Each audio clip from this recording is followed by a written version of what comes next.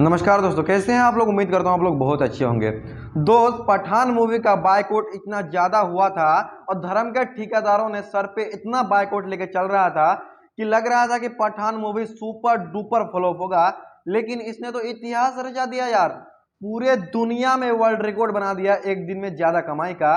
महज एक दिन में ही 102 करोड़ कमाया है पठान मूवी।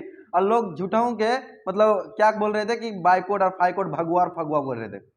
और हमारे सन ऑफ बिहार मनीष कश्यप पूरे इंडिया का नंबर 1 न्यूज चैनल है, जब पठान मूवी का बाइकआउट नहीं कर पाए ना, तब कह रहा है कि गुटखा की वजह से आदमी मर रहे हैं, तो गुटखा का प्रचार कर रहे हैं। अरे ये मुद्दा नहीं, मुद्दा तो पठान मूवी है।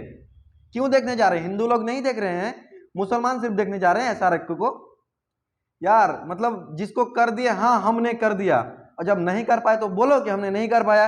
काहे दूसरे तरफ को मामला ले जा रहा है? क्या हुआ सन ऑफ बिहार मनीष कश्यप? करो बाइकआउट। एक दिन में ही 102 करोड़ कमा लिया है, पूरे वर्ल्ड में, पूरा दुनिया में रिकॉर्ड बना लिया है शाहरुख खान ने। और कहां पे प्रचार हुआ था मालूम है? बुर्ज खलीफा में। दुबई के किंग है शाहरुख खान, नरेंद्र मोदी से भी ज्यादा वहां उसकी पहचान है।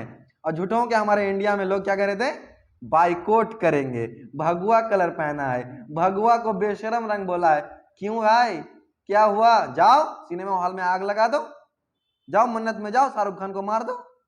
यार शाहरुख खान का मूवी तो मैं अभी तो जहां पर हूं यहाँ पर सिनेमा हॉल नहीं है, देखने तो मैं पक्का जाता, लेकिन अगर कभी Amazon प्राइम में और कहीं पर भी आता है, कितना रुपया का भी रिचार्ज करना पड़े, करके पठान मूवी देखेंगे। इसके लिए कुछ भी हो जाए। और वो तो सुपर डुपर हिट हो ही गया है। बाकी इन सब चीजों को लेकर आपकी क्या राय है, आप हमें कमेंट सेक्शन में बताइए।